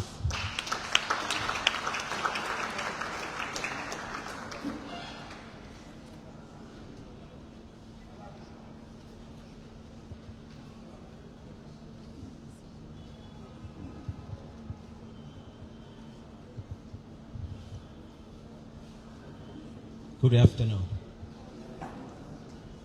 You know, when she made the introduction,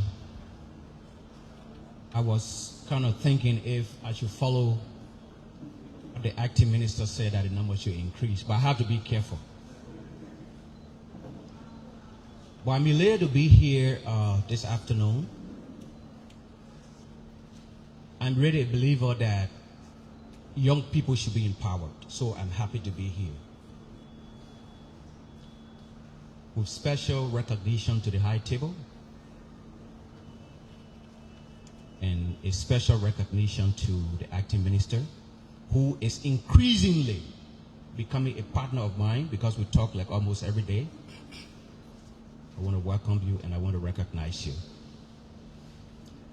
I also want to recognize the thinkers of this process, Madam Kula and the Deputy Minister and your team.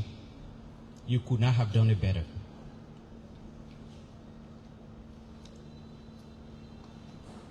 I don't know if you understand the process that you are about to enter into. Maybe you should sit and think, well, how many persons would have had this opportunity that did not have it? And I am in the position to have it. Do you know what it means to just think about the fact that you're going to be working at the executive mansion? Not many persons will have that opportunity in life.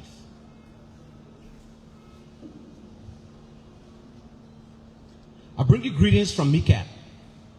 And as she rightly said, MICAT has the largest conglomeration of the people you're going to be interacting with on a weekly basis. So think about that. As you enter this role, I want to challenge you and perhaps deviate from previous speakers and just give you an important story about myself. About 30 years ago, I had the opportunity of entering an internship program myself. I will not call the institution's name, but when I entered the institution, two things I saw: a lack of professionalism and a lack of dedication. When the institution closed to customers by 4 o'clock every day, from Monday to Friday, I observed that staff would quickly just pack the things and leave. We're done. And they will leave lots of work on the table. I'm giving you a practical story as you enter into your job. How you're going to comport yourself will determine the extent to which you will be vital either for the institution at that time or going on as a professional. So pay keen attention. Because I noticed those two things, I prepped myself to learn very quickly. And indeed I did. So when people were beginning to leave at 4 o'clock, what I did was, the work that they left undone, I picked those work up and began to do them. After a while, instead of being a learner because I was in an internship position, I started teaching those that I met there.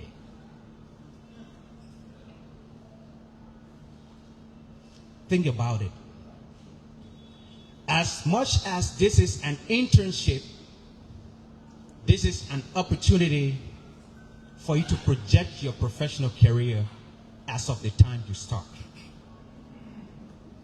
So I want to challenge you in a special way that don't just say this is an internship. For some of you, this is going to be an opportunity for you to spur your professional career as at the time you begin your job. Because I work at MICAT, and as I said earlier, we have the opportunity of putting together the largest conglomeration of internships as well. In this, as we all have heard, the journey of 1,000 miles begins with a footstep, right? So you now have the opportunity, and the ball is in your hand. Thank you.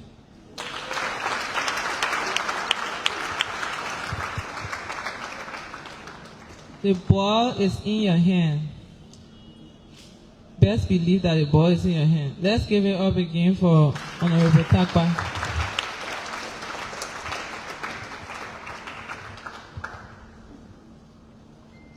At the Executive Mansion, journalists who cover the presidency have their own union, their association.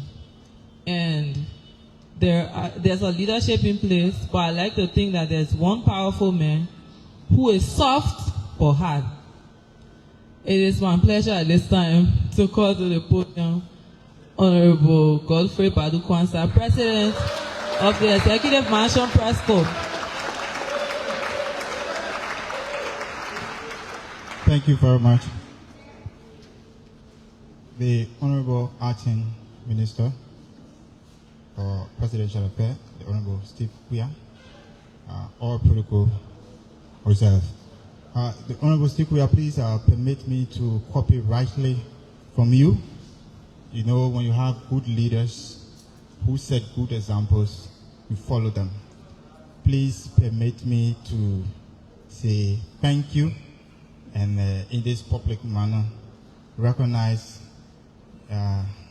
your working mate, the Honorable Kesali, for mentoring me in writing, and then one of your cameramen, where is the old man? Joe Ama, who taught me camera handling in early 2000s. Thank you very much.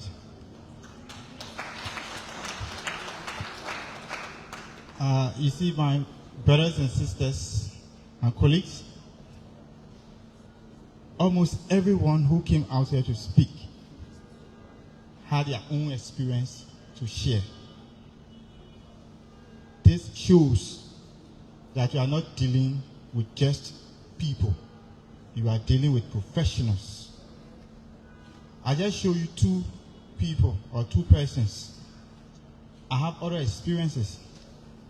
I was mentored in Ghana on a refugee camp through the state broadcast, GTV. I learned there for 5 years without pay. And after the 5 years, I came back home. I was trained in camera handling, photo taking, and later the news department for writing.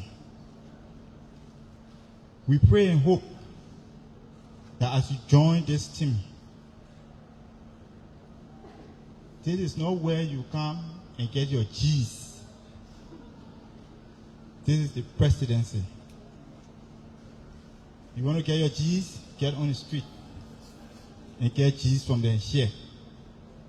You see something, you hear something, or you are doomed. For us, we the writers or as sound reporters, it is our job to do the otherwise.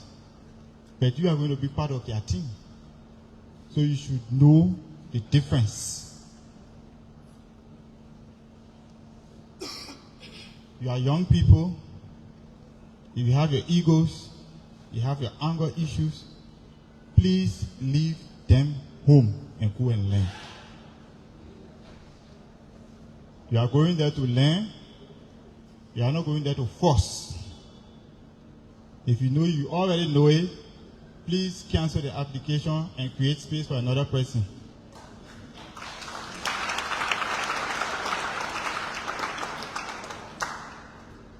On behalf of EMPC, we say we pledge our full support to the program and we promise to work with you. Thank you very much.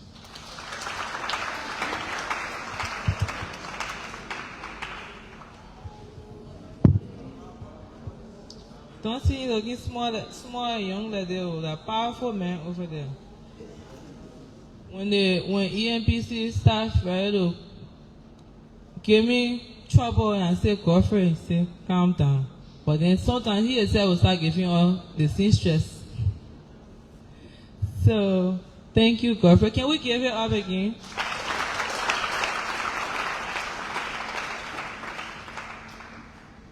as we near the close of this launch, I would like to call Anthony Kula Bodayen Fofana for the vote of thanks.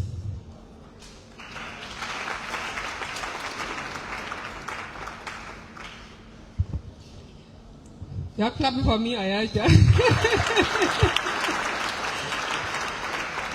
Thank you very much. You know, all the time talking, I was just smiling from ear to ear. You know why I was smiling?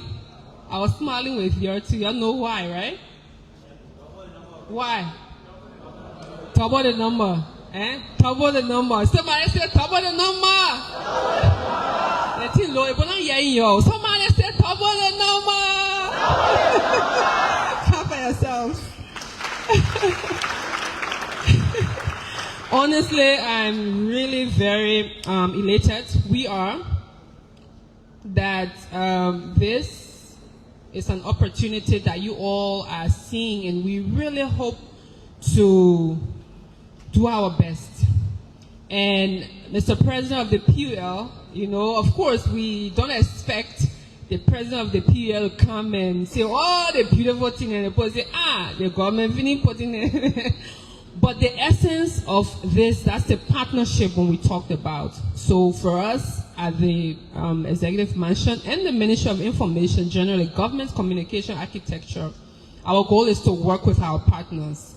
And he did ask some critical questions. He wanted some reaction. One, this is not a training for journalists. However, because we're in public communication, we will partner with independent institutions like yourselves.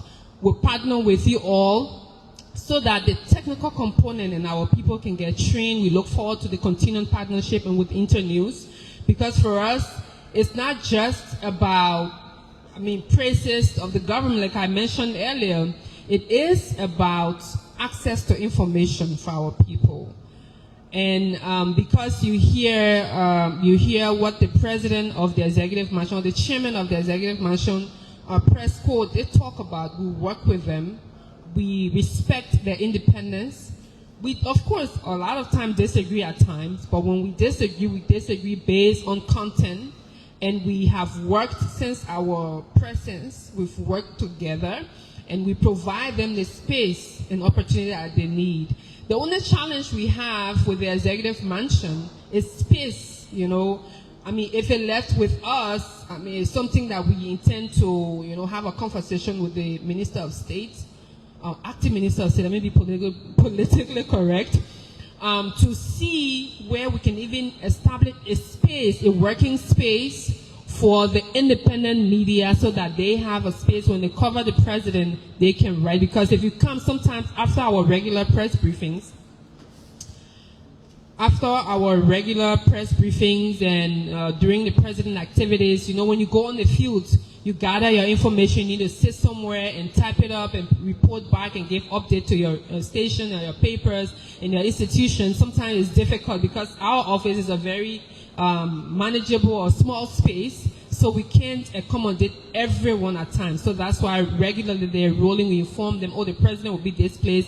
We invite you to come. And sometimes we even want to provide more support. So some of the support that we talk about PUL and Internews is to also support the work of the Executive Mansion Press School. These are institutions that are independently covering the presidency, and we work with them amicably to provide them the access that they need, the information that they need to cover and tell the story to the communities that they serve.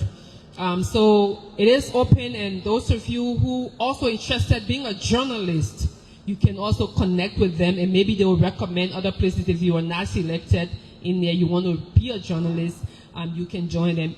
Journalism is a very beautiful thing. I studied mass communications. I used to be a journalist as well. I worked at Truth FM before. I used to also be an intern way many years ago. I may look young, but I got more age behind me now. No, but it is important that all of you understand that we're going to have procedures. So with not much ado, there's still more vote for things, right? Want to call on all members of our office, all our young people working in this office, that we give them very many hard times. So Lovette, Fanny, where are you? Usman, AB, Joe, Kesali, Tewa. It's a big and small family. Why are you? Please come up front. Please, please, please. Valai, Deputy Press Secretary.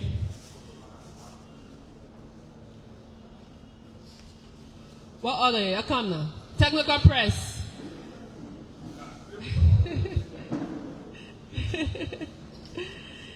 Our great guy. Where's Fred? Oh, Freddie, the boss. He on the boss. Freddie will leave piano. Tewa is, in every organization, for an organization to be strong, you need authenticity. And the madam, like you are with him. But Tewa, she's coming, and if you smell some nice aroma, she's in charge and making things happen. Y'all give it up for authenticity, commander. Yes, she's the chair of welfare. So we have a big, and the minister. Yes, Falai is right here. He chose to be. Falai is one of the best dressed team members at our office. He's always in his 3-piece tuxedo. We get him the janga and message. He won't spot, won't play, But we want you all to please give them a very big hand of applause. And the head of the department is Honorable Anthony Kesali. When you are selected to be a part of this family, you're going to be a part of this big, small family. We are one family, but all of us, even though we are here, we have one boss. That boss is the great, powerful. Where's Jonathan? Jonathan's son, the Jonathan you saw up here first. He's the boss man of this office. You will tell Jonathan something, Jonathan says, I'm doing it, boss. I say, yes, sir, anything you say. But we share this family as one big family, all of the little things that we do. Fanny is on camera, technical press help with the sound, our chief driver, when Fred said he's not taking you, forget it, or you on your own. Kezo, and one of the things about this family, we're diverse and we multitask. Today you see Jonathan up there, next thing you'll see him in the kitchen. Jonathan San. And you have Miss Lavette Famule, Valai, and Abraham on camera, video, Usman. Bala is the driver. Joe Ama, where is Joe Ama? Oh, Joe Ama. And Joseph Blackie, Joseph Blackie in Ducle. Where's Ducle? Yes, they got people doing all different things. Then Joe Blackie is our assigned. So when the president's sleeping, he got to sleep next to the president. So want to make sure he's covered. So he's there. He's not here. Joseph Blackie, you'll see him right now. When the president is here, you see Blackie. Oh, you go up in the air, can't. But we have that friendly team that we all work with. We are one family, regardless of our experiences, our age difference, our different statuses in life, and different family. We are one. We work as a team. We support one another.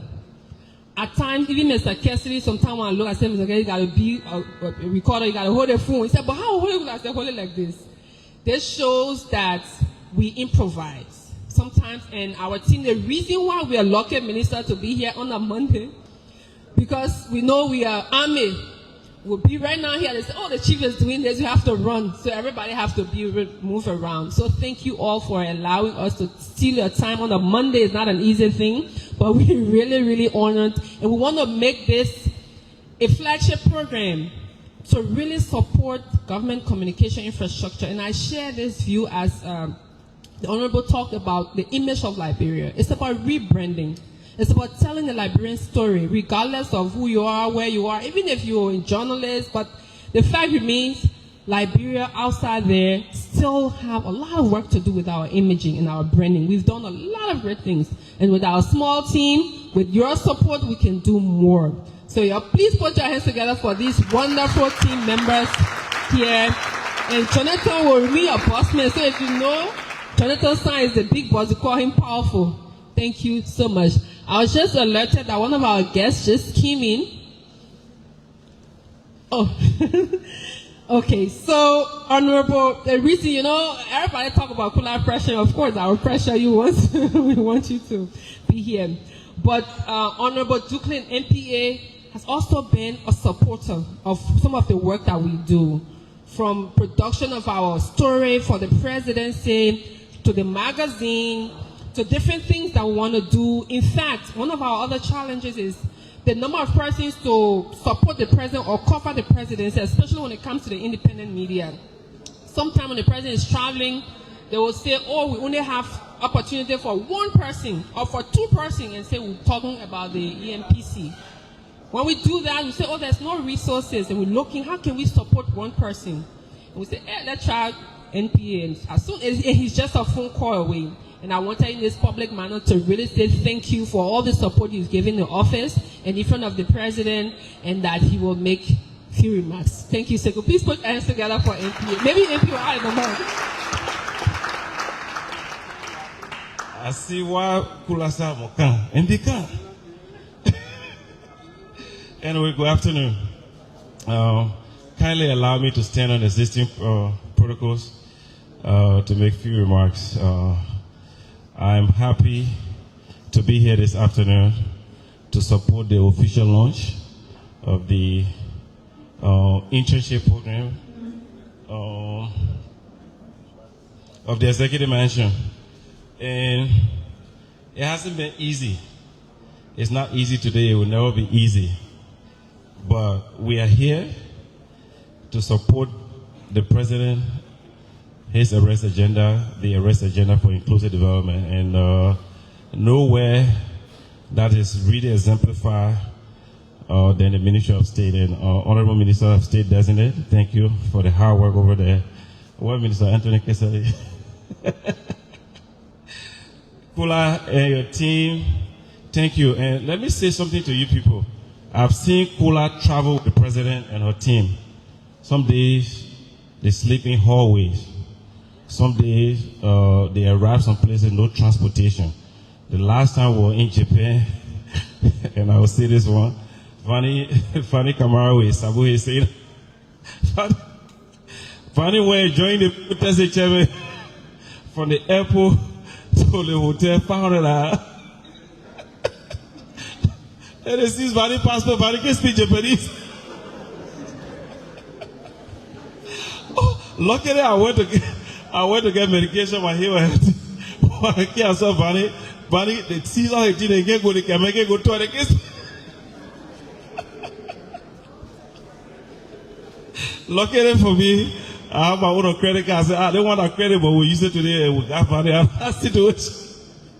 But I'm pointing out to me that these people sacrifice. They are the least paid. One of the least paid in all of government. But they come and work every day with no complaint, doing it for the sake of the country. So let's give them a big hand of applause. And that's why whenever they call us, we are there for them. We are partners. And we're happy. And Kula said something about rebranding. Let's forget about old future leaders. But we are today's leaders. And you people joining that team, you come there with a lot of integrity, service to country, hard work, and trust me, the rest will come. I want to thank you all very much. And Kula and team, thank you very much. Back in 8:30 again when you go to Japan. Thank you, and we look forward to you supporting this internship that we can add. We say, what we say? Double the number, right? So again, thank you, MD, and thanks to UNDP. Interestingly, when the UNDP chief walked in, he was asking, how many persons are you going to do? And 10, the number the minister didn't want to call. He said, wow, we have to do something. Are you sure out of this number? I was like, you know when you can know the expression, when you see the emoji, right? The emoji, right? He said, what? A number? I said, yeah, but you say, but I'm sure the interest is that at the end of the day, you will have an opportunity to serve your country. And that's for me is the most important thing. When you're giving an opportunity, it's not where you are. It's what you can do with your time and talent. You see Vani, you see Lovette, and everyone in the department. Everybody multitasks. One day you'll be on camera, next day you're writing, the next day you're doing something, but contribute, do something for yourself because it's based on your work. Right now, Vani being one of the person who multitasks and does a lot of things, people will call me, I want you to do this one, I want you to do this one. That alone is also helping your CV. The first opportunity you have for this, please do that, do your best. And thanks to everyone, Mr. Chairman, thanks for coming. Our superintendent, PUL, Mr. Minister, I will be at your doorstairs for your support. And the good thing with the Ministry of Information person is, God does everything for the best, eh? He's one in charge of the administration. He can say, you're setting budgetary allotment on his side, so we'll go connect with him more. And to everyone. And support from the Food Authority. We just saw our big sister came in to support this initiative. We want to say thank you for taking up your time to be here. And all those who have come and who came, who you weren't invited, but you saw this and you are here. Those of you following online, we say thank you for your opportunity. We have item 13. What will happen is after now, we're going to do the group photo. And after the group photo, the high table will just walk there and serve yourself. And the rest of us will just stand in line, order it, grab a plate. When we finish eating, then we'll come back to our regular business to talk about what we need to talk about here. Thank you all, and do have yourself a wonderful afternoon. Thanks. So the book can say issue and the boss is definitely eating the MC show. But yeah, photographers, that backdrop, or this one, right here. The first stairs. Okay. So can you guys come over? Let's do it orderly, please.